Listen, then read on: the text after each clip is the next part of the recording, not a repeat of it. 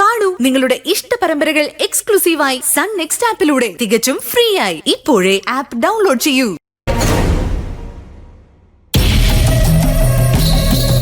അമൂല്യങ്ങളിൽ അമൂല്യങ്ങളായ രത്നശേഖരങ്ങൾ, വജ്രാഭരണങ്ങൾ, സ്വർണ്ണ നാണയങ്ങൾ എന്നുവേണ്ട ഒരു മനുഷ്യായുസിന് സ്വപ്നം കാണാനാവാത്ത വിധം വിപുലമാണ് തറവാട്ടിൽ ഒളിഞ്ഞുകിടക്കുന്ന നിധിശേഖരം.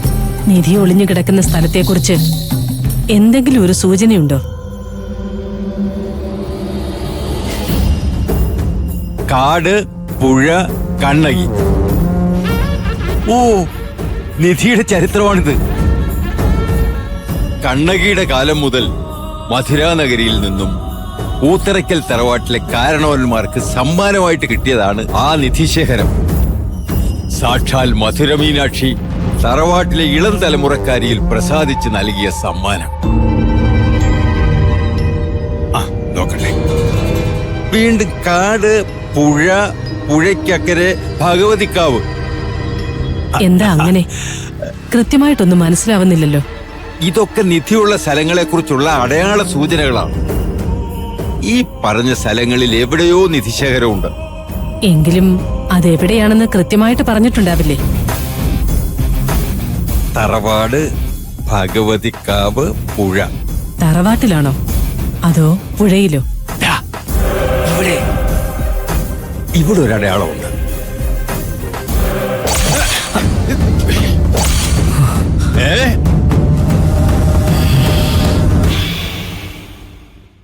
ഇല്ല, നിനക്ക് പറഞ്ഞിട്ടുള്ള പണിയല്ല ശേഖര ഇത്. നിന്നെ വിശ്വസിച്ചേൽപ്പിച്ച കാര്യങ്ങളൊന്നും വേണ്ട രീതിയിൽ നീ പൂർത്തിയാക്കിയില്ല ശേഖര. നിന്നെ സഹായിക്കാൻ മൃത്യുലേഖയെ തന്നിട്ടും നീ അവളെ വേണ്ട രീതിയിൽ ഉപയോഗിച്ചില്ല. ഇനി എന്തു വേണമെന്ന് എനിക്കറിയാം. ഏത് ശക്തിയുടെ സഹായം അവർക്കുണ്ടെങ്കിലും അതിനെ മറികടക്കാനുള്ള ബുദ്ധിയും ശക്തിയും നിങ്ങൾ പ്രയോഗിക്കണം. തറവാട്ടിലെ ആ കിളവനാണ് ഇപ്പോഴാ ഗ്രന്ഥങ്ങൾ കൈകാര്യം ചെയ്യുന്നത്. നിസ്സാരനായ ഒരു വൃദ്ധനെ വരുതിയിലാക്കാൻ പോലും നിനക്ക് പറ്റില്ലേ ശേഖര? ഇനിയൊരു പോംവഴി ആ കുട്ടിയെ ഇല്ലാതാക്കുക മാത്രമാണ്. അതോടെ മൂക്കുത്തി പൂർവാധികം ശക്തി പ്രാപിക്കും. എങ്കിൽ ഇപ്പോൾ തന്നെ ഞാൻ ആ മധുശ്രീയെ മൃത്യുലേഖയെ കൊണ്ട് അഗ്നിക്കിരയാക്കട്ടെ. അരുത്, അവളെ കൊല്ലാൻ നിനക്കാവില്ല. പകരം മൃത്യുലേഖയുടെ മായാവിദ്യയിലൂടെ അവളെ മയക്കിക്കിടത്തി എന്റെ മുന്നിൽ കൊണ്ടുവരൂ. അവളെ ഹോമിക്കേണ്ടത് ഞാനാണ്. മൂക്കുത്തി ശക്തി പ്രാപിക്കുന്നതോടെ എന്റെ അമരത്വം ഫലസിദ്ധി നേടും. അതിനായി ആ ബാലകനെ ബലിക്കൊരുക്കൂ. ബലി പൂർണ്ണമാകുന്നതോടെ നിധിയുള്ള സ്ഥലം തെളിയും. ചെല്ല.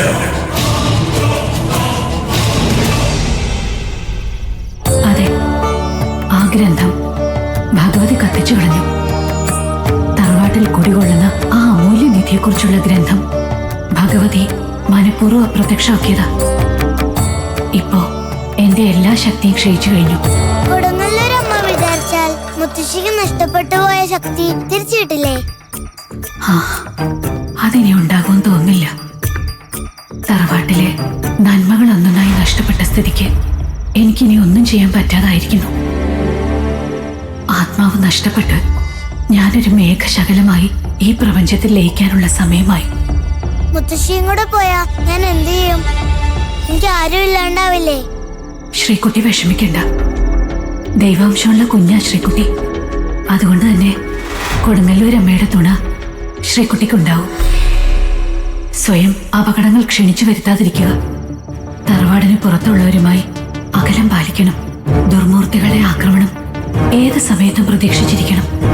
എല്ലാത്തിൽ നിന്നും ശ്രീകുട്ടിയെ രക്ഷിക്കുന്നത് കൊടുങ്ങല്ലൂരമ്മയാണെന്നും ആ ശക്തിയല്ലാതെ മറ്റാരുടെയെങ്കിലും പ്രേരണയോ നിർബന്ധത്താലോ വഴങ്ങി മറ്റൊരു മൂർത്തിയെയും ഉപാസിക്കുകയും ചെയ്യരുത്. ഭഗവതിയെ മാത്രം പ്രാർത്ഥിക്കുക.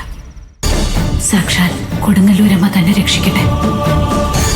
ഇനി തമ്മിലൊരു കാണൽ അതുണ്ടാകുമെന്ന് എനിക്ക് ഉറപ്പില്ല കുഞ്ഞേ. നിനക്ക് നല്ലത് മാത്രം സംഭവിക്കട്ടെ.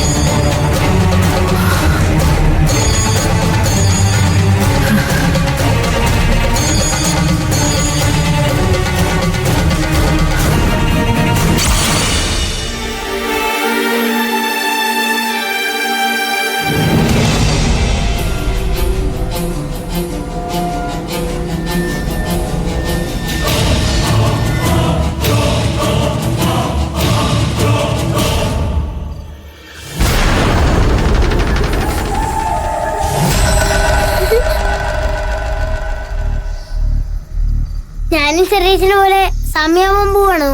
അപ്പൂസ് അതിലും വലിയ ആളാവാൻ പോവുക.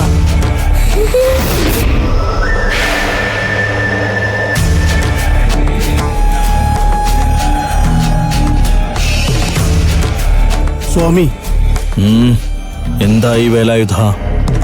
ഒരുക്കങ്ങളെല്ലാം പൂർത്തിയായി കഴിഞ്ഞു. ആയുധ പൂജയും നടക്കുന്നു. ആയുധ പൂജ കഴിഞ്ഞാൽ ബാക്കിയെല്ലാം രഹസ്യമായിട്ട് മതി. ശിഷ്യഗണങ്ങളൊന്നും ആ സമയത്ത് അവിടെ വേണ്ട.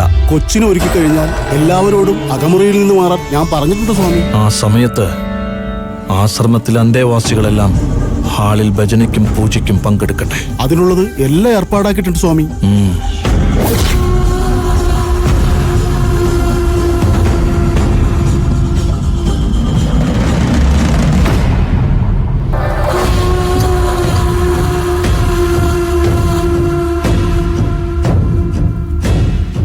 സ്വാമി, എന്താടോ?